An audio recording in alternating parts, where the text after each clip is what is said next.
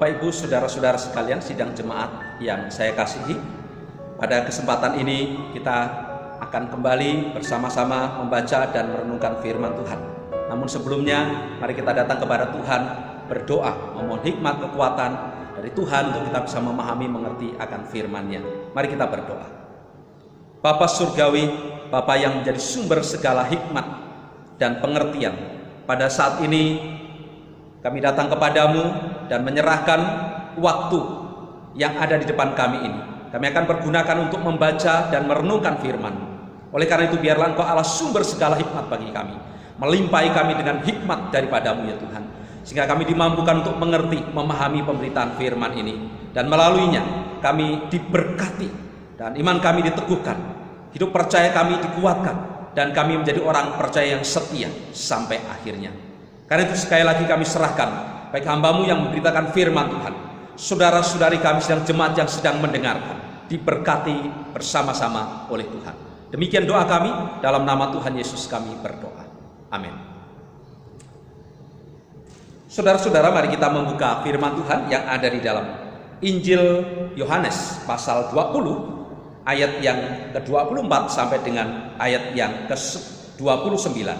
Injil Yohanes pasal 20 ayat 24 sampai ayat yang ke-29, dan ada baiknya nanti Bapak Ibu Saudara bisa membaca dari ayat 19 sampai dengan ayat yang ke-29, karena ayat-ayat ini saling berkaitan, tidak bisa dipisahkan. Tetapi pada kesempatan ini saya akan membaca di ayat yang ke-24 sampai 29. Firman Tuhan dengan perikop Yesus menampakkan diri kepada Thomas.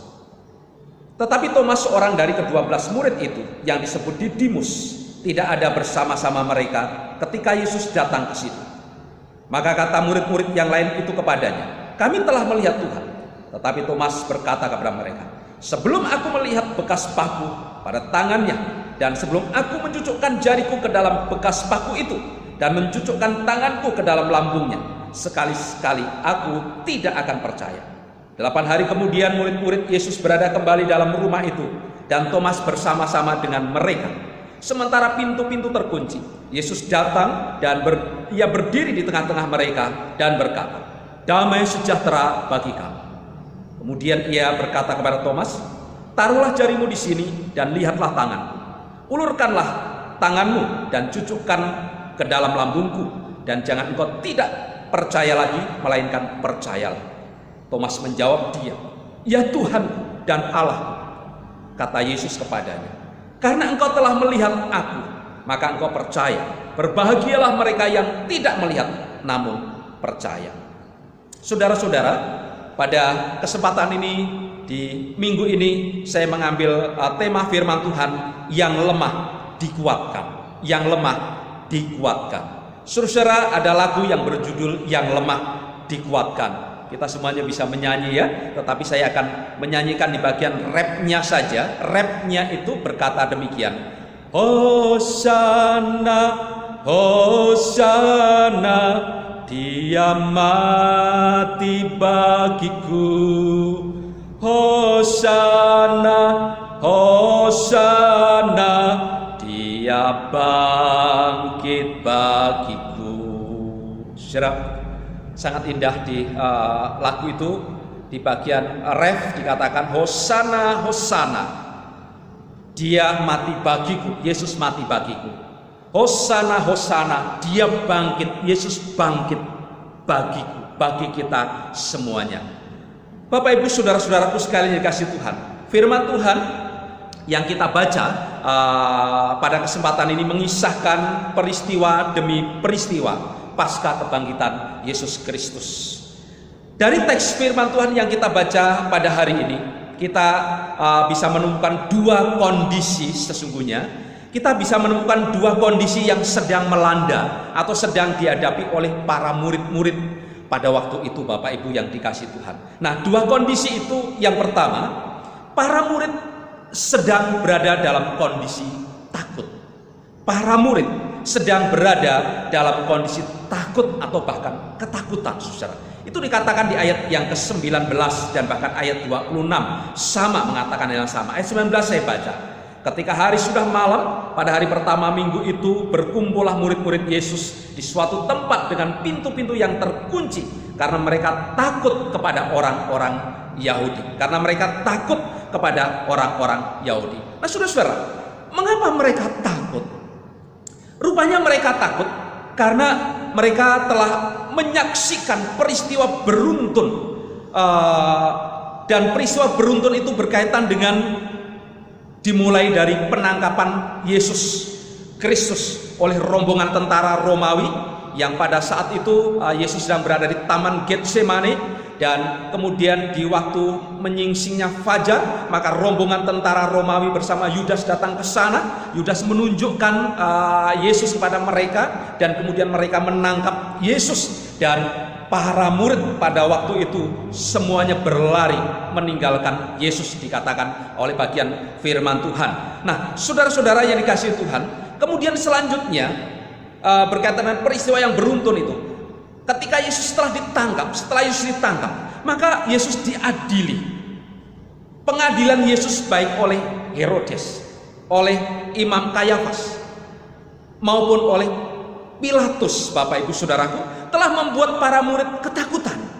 Bahkan Petrus, sang pemberani pun mengikuti Yesus dari jauh, dan ketika ia ditanya oleh seorang penjaga pintu, ada itu seorang perempuan, Petrus pun menyangkal dengan berkata, bukan. Pernyataan Petrus itu tertulis di dalam Yohanes pasal 18 ayat 17 yang berkata demikian. Maka kata hamba perempuan penjaga pintu kepada Petrus, bukankah engkau juga murid orang itu? Jawab Petrus, bukan. Jawab Petrus, bukan. 3 kali Petrus bahkan menyangkal Yesus dengan berkata, bukan, aku tidak mengenal dia, dikatakan oleh Petrus. Dan ini tepat seperti yang dikatakan oleh Yesus, bahwa sebelum ayam berkokok, Petrus akan menyangkal Yesus sebanyak 3 kali. Saudara-saudara, kemudian yang berikutnya, hal yang membuat hati para murid begitu takut dan gentar adalah peristiwa penyiksaan dan penyaliban Yesus yang dilakukan secara brutal oleh serdadu Romawi. Peristiwa ini telah membuat hati para murid hancur dan semakin takut, karena para serdadu Romawi itu dengan beringas dia menyiksa Yesus, dia mengikat Yesus, dia menampar Yesus, dia mencambuk Yesus, dan kemudian mereka menggiring Yesus untuk menuju ke Bukit Golgota, harus dengan memikul salib tertatih-tatih.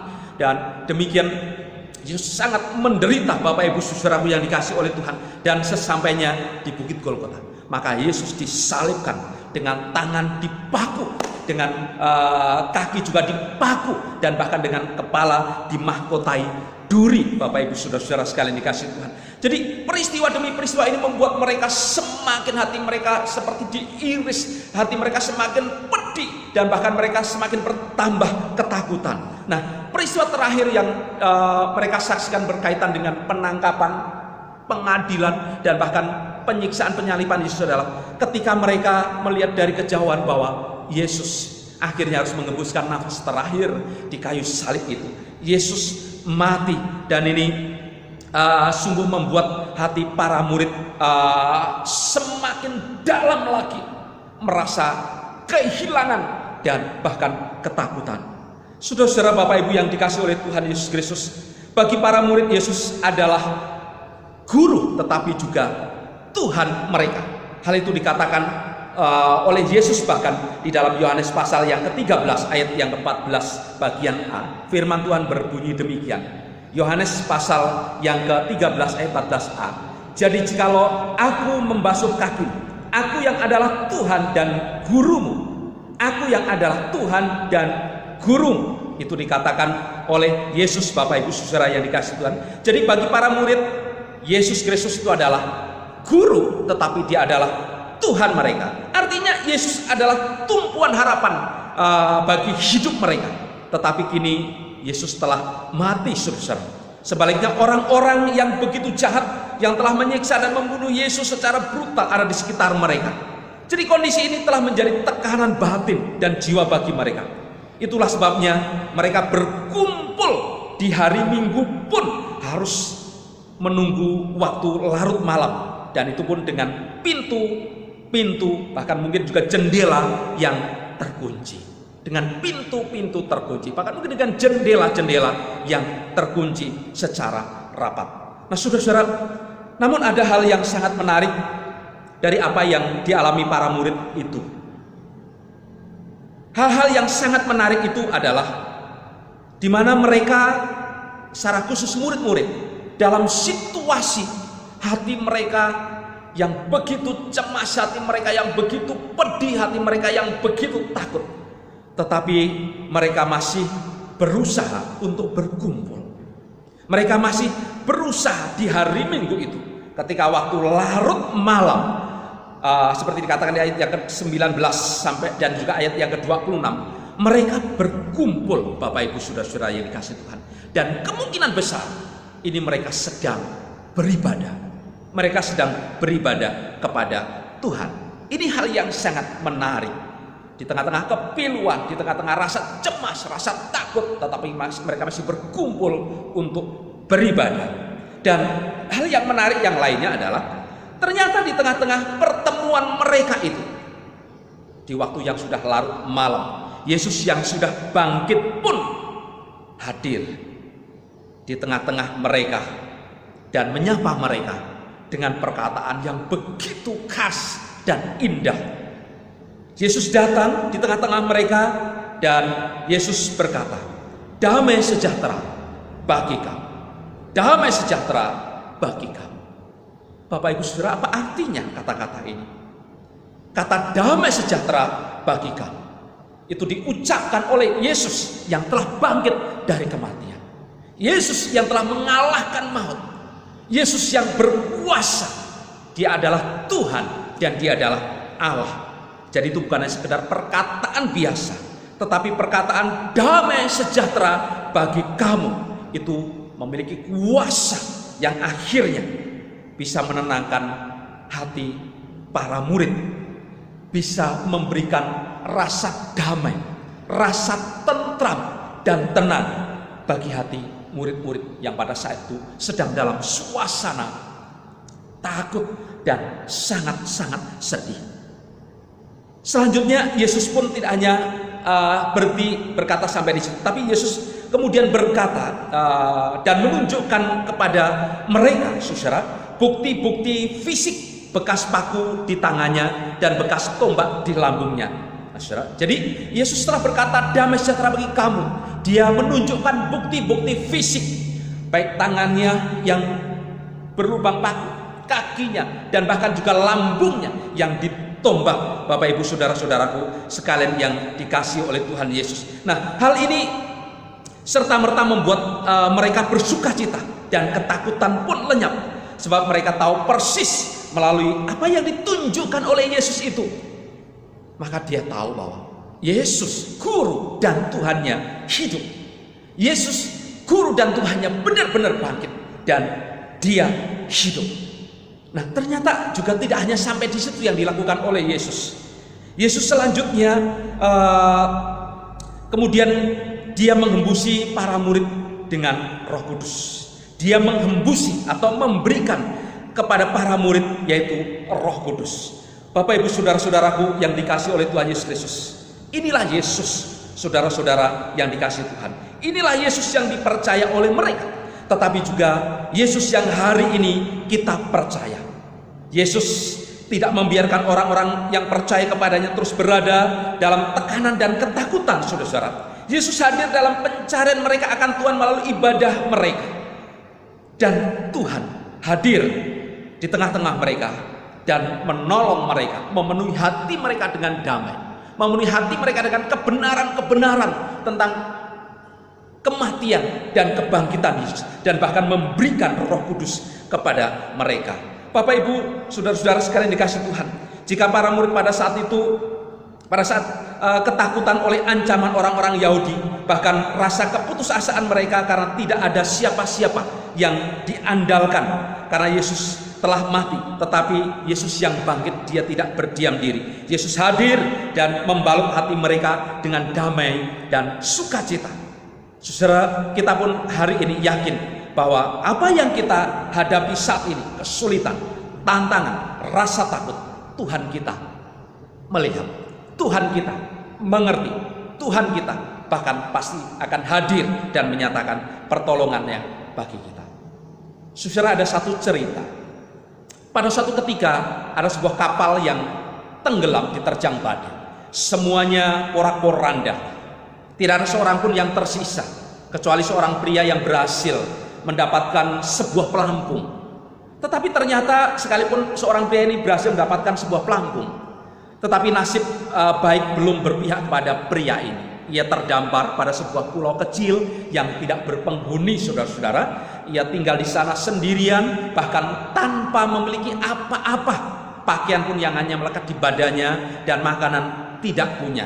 Kemudian setelah dia terdampar di pulau kecil itu, dia berdoa dan terus berdoa. Pagi, siang, malam dia terus berdoa. Hari-hari yang dilewati, dari hari ke sehari, dari hari ke sehari dia berdoa. Tetapi di setiap doa mereka, doa itu dipanjatkan dengan kesungguhan hati. Namun sampai sekian hari dia belum melihat pertolongan Tuhan datang. Pertolongan Tuhan datang. Di sore hari dia melihat kecakrawala yang di atas, dan kemudian dia memandang seraya dia berharap, Tuhan tolonglah saya. Tetapi pertolongan ternyata belum tiba.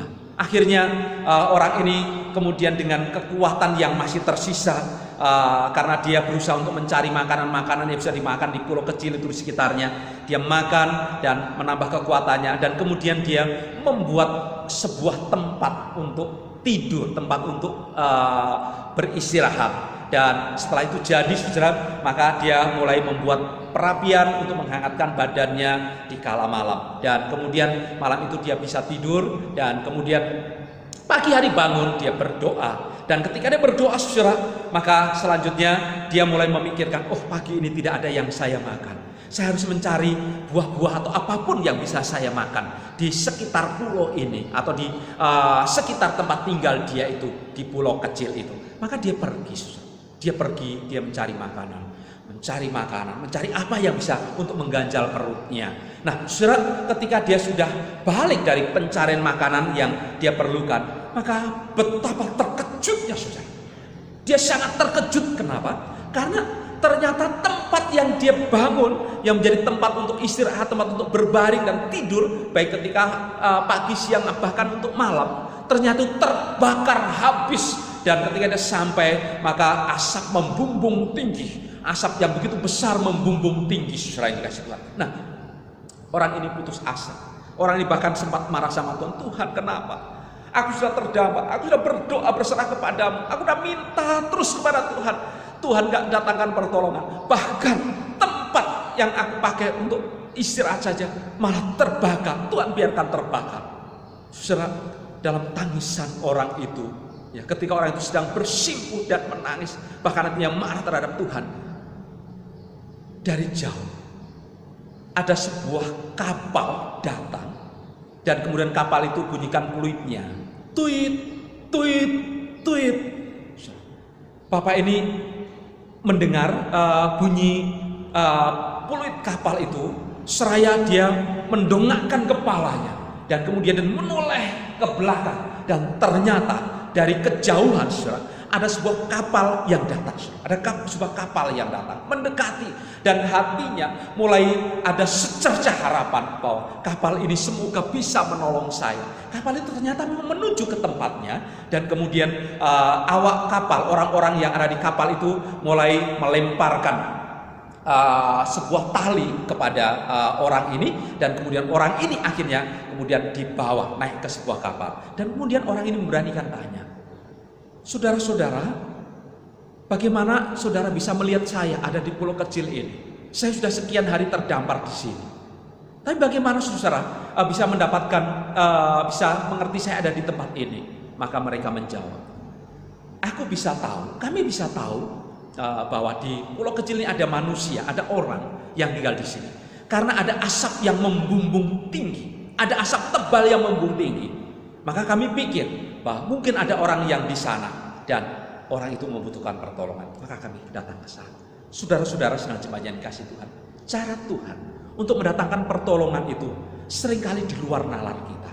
Di saat terjepit, di saat kondisi sulit, di saat kondisi kita mungkin tidak ada jalan, tetapi Tuhan tidak pernah kekurangan jalan. Tuhan itu yang berkuasa atas segala sesuatu. Tuhan itu adalah Tuhan yang berdaulat, dan dengan caranya Dia pasti akan menyatakan pertolongan kepada orang-orang yang mengasihi Dia, kepada orang-orang yang setia, bersandar penuh hidupnya kepada Tuhan. Indah bukan Bapak Ibu yang dikasih Tuhan? Nah, ini berkaitan dengan bagian pertama. Murid-murid mendapatkan lawatan Tuhan dan pertolongan Tuhan dinyatakan di tengah-tengah ketakutan dan kebimbangan mereka. Nah, bagian yang kedua Bapak Ibu yang dikasih oleh Tuhan Yesus Kristus. Bagian yang kedua, Thomas bimbang dan ragu. Thomas bimbang dan ragu, itu dikatakan di ayat yang ke-25 di dalam bacaan kita pada hari ini. Ayat 25 berkata demikian. Maka kata murid-murid yang lain itu kepadanya, kami telah melihat Tuhan. Tetapi Thomas berkata kepada mereka, sebelum aku melihat bekas paku pada tangannya, dan sebelum aku mencucukkan jariku ke dalam bekas paku itu, dan mencucukkan tanganku ke dalam lambungnya, sekali-kali aku tidak akan percaya. Di bagian pertama, saudara-saudara, kita telah belajar bagaimana sebagian besar murid-murid yang sudah mendapatkan berkat dari lawatan Yesus yang hadir di tengah-tengah pertemuan mereka. Mereka dikuatkan, mereka bersukacita. Di bagian yang kedua ini, kita bisa menjadi tahu, ternyata Thomas yang tidak hadir dalam pertemuan para murid pada waktu itu, tidak tahu Thomas kemana, tidak dijelaskan oleh firman Tuhan. Tetapi yang jelas Thomas tidak hadir pada waktu itu. Dan rupanya Thomas telah kehilangan berkat melalui kehadiran Yesus di tengah-tengah para murid ketika mereka berkumpul pada waktu malam itu. Bapak Ibu saudara-saudara, hati Thomas masih dipenuhi rasa takut, bahkan bimbang ketika dia mendengar para murid-murid yang mengatakan bahwa mereka telah melihat Tuhan. Mereka mengatakan bahwa Yesus bangkit. Itulah sebabnya maka Thomas kemudian berkata, saudara-saudara, sebelum aku melihat bekas paku pada tangannya, dan sebelum aku mencucukkan jariku ke dalam bekas paku itu, dan mencucukkan tanganku ke dalam lambungnya, sekali-kali aku tidak akan percaya. Di ayat yang ke-25. Saudara-saudara sekalian, pernyataan Thomas ini bukan pernyataan yang main-main. Pernyataan Thomas ini bisa menjadi tanda bagaimana sesungguhnya hati Thomas yang sedang bimbang, yang sedang ragu, dan bahkan sedang sedih. Begitu tertindih beban berat berkaitan dengan penyiksaan, pengadilan Yesus Kristus oleh Imam Kayafas, oleh Herodes, dan bahkan oleh Pilatus, dan bahkan penyiksaan oleh serdadu-serdadu Romawi sampai disalibkan, bahkan sampai mati. Itu masih begitu ada di dalam hatinya, Bapak Ibu saudara-saudaraku yang dikasih oleh Tuhan. Kan itu ketika murid berkata, aku telah melihat Tuhan, maka Thomas menyatakan satu pernyataan yang sungguh-sungguh keluar dari dalam hati, dan itu sebenarnya yang ada di dalam hatinya, dan itu menunjukkan tentang kebimbangan, keraguan, ketidaktahuan tentang apa yang harus dia lakukan. Nah, saudara sedang jemaat yang dikasih Tuhan, ternyata dalam situasi yang seperti ini, apa yang dialami Thomas itu sekalipun secara pribadi, Bapak Ibu yang dikasih oleh Tuhan, ternyata Yesus yang telah bangkit. Yesus tidak membiarkan Thomas berlarut-larut dalam kebimbangan, tetapi Yesus kemudian hadir dalam pertemuan selanjutnya. Dikatakan bahwa 8 hari kemudian, Bapak Ibu yang dikasih Tuhan, ketika para murid berkumpul dengan pintu dan jendela yang tetap terkunci, dan Thomas bersama-sama dengan mereka, ternyata Tuhan Yesus kembali hadir di tengah-tengah mereka dan mengatakan, damai sejahtera bagi kamu. Saudara, damai sejahtera bagi kamu. Dan kemudian kepada Thomas, saudara, secara pribadi Yesus pun berkata begitu indah, taruhlah jarimu di sini dan lihatlah tanganmu, ulurkanlah tanganmu dan cucukkanlah ke dalam lambungku, dan jangan kau tidak percaya lagi, melainkan percayalah, melainkan percayalah. Dan kemudian Thomas menjawab, Bapak Ibu saudara-saudaraku yang dikasihi Tuhan, ya Tuhanku dan Allahku, ya Tuhanku dan Allahku. Bapak Ibu saudara-saudaraku yang dikasihi oleh Tuhan Yesus Kristus, ini satu pernyataan, satu ungkapan yang kembali diungkapkan oleh Thomas, dan ini menjadi kebalikan dari pertama pernyataan yang dia katakan kepada para murid. Setelah dia berjumpa dengan Tuhan, setelah Tuhan melawat dia dan berkata secara pribadi kepadanya, maka Thomas dipulihkan, Thomas diteguhkan, saudara. Dan kemudian dari kedalaman hati nurani daripada Thomas berkata, ya Tuhanku dan Allahku. Thomas kembali diteguhkan. Rasa bimbang, rasa ragu, rasa cemas, dan bahkan rasa sedihnya telah dipulihkan oleh kehadiran Yesus Kristus. Saudara, menarik Bapak Ibu saudaraku yang dikasihi Tuhan. Menarik sekali.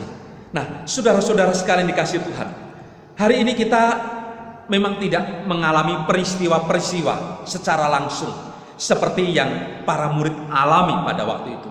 Tetapi saudara, yang menarik juga, Tuhan Yesus berpesan demikian. Berbahagialah mereka yang tidak melihat namun percaya. Berbahagialah mereka yang tidak melihat namun percaya. Saudara, kita yang tidak melihat tetapi percaya, ternyata menurut Tuhan Yesus, kita ini kelompok orang percaya yang berbahagia. Kelompok orang percaya yang berbahagia. Sebab iman kita tidak dibedakan dari iman mereka yang telah melihat secara langsung kepada Yesus Kristus. Kita tetap menjadi milik kepunyaannya. Kita tetap memiliki pengharapan yang sama seperti mereka, dan kita dikasihi oleh Yesus sama seperti Yesus mengasihi mereka. Oleh karena itu, Bapak Ibu saudara-saudaraku yang dikasihi oleh Tuhan Yesus Kristus, di tengah-tengah pergumulan ya yang kita hadapi, sebenarnya pergumulan itu kalau saya renung-renungkan, sesungguhnya itu mirip-mirip, sekalipun tidak sama, tetapi mirip-mirip dengan yang para murid hadapi pada waktu itu. Mengapa mirip-mirip? Saudara, para murid pada waktu itu tidak berani berkumpul secara kasat mata dari penglihatan orang-orang Yahudi. Kenapa? Karena mereka takut. Mereka berkumpul di hari Minggu, dan mereka berkumpul itu pun mencari waktu ketika sudah jauh malam. Bahkan mereka harus mengunci pintu, bahkan mungkin juga bisa mengunci jendela. Nah, saudara, yang saya maksudkan rasanya mirip-mirip. Nah, hari ini juga kita sedang tidak boleh berkumpul dalam jumlah yang banyak, bahkan harus banyak tinggal di rumah karena kita sedang menghadapi wabah atau penyebaran COVID-19 atau virus corona. Nah, hal yang lain, saudara, mereka berkumpul, para murid berkumpul di rumah, bukan di tempat ibadah. Kita pun hari ini diminta supaya kita berkumpul di rumah, beribadah di rumah. Mirip-mirip bukan? Nah, kemudian hati mereka, saudara, dipenuhi dengan rasa gelisah dan takut, bimbang, cemas, saudara. Sesungguhnya kita pun sedang menghadapi hal yang sama. Setiap kita ketika mau keluar, setiap ketika mau melakukan segala sesuatu, hati kita merasa ada rasa takut dan bahkan ada rasa cemas berkaitan dengan wabah virus corona ini. Nah, kemudian Bapak Ibu yang lainnya, selanjutnya yang lainnya, Tuhan Yesus menolong dan melawat mereka, saudara. Ini menarik. Bukan dengan cara melenyapkan semua orang Yahudi yang mereka takuti. Sekali lagi, Yesus menolong para murid pada waktu itu yang sedang dalam ketakutan, sedang dalam kebimbangan, sedang dalam keraguan karena melihat peristiwa demi peristiwa beruntun yang dialami oleh Yesus. Bahkan Yesus mati, saudara yang dikasihi Tuhan. Tetapi Yesus yang bangkit hadir menolong mereka, bukan dengan cara melenyapkan orang-orang Yahudi yang mereka takuti, melenyapkan kejahatan yang ada di sekitar mereka. Tetapi Yesus hadir dan memberikan pertolongan kepada mereka dengan memberikan damai sejahtera di dalam hati mereka. Dengan memberikan damai sejahtera di dalam hati mereka. Damai yang datang dari Tuhan, dari Allah, yang mampu menenangkan segala gejolak hati, pikiran, dan bisa tenang, bisa mengalami keteduhan, bisa mengalami ketentraman, dan bahkan sukacita. Dan selanjutnya Tuhan Yesus juga memberikan kebenaran-kebenaran mengenai kematian dan kebangkitannya dengan menunjukkan bekas paku di tangannya, bekas paku di kakinya, bekas tombak di lambungnya, untuk menunjukkan bahwa dia hidup, dia bangkit, dia hidup, dia mati untuk kita, dia bangkit untuk kita.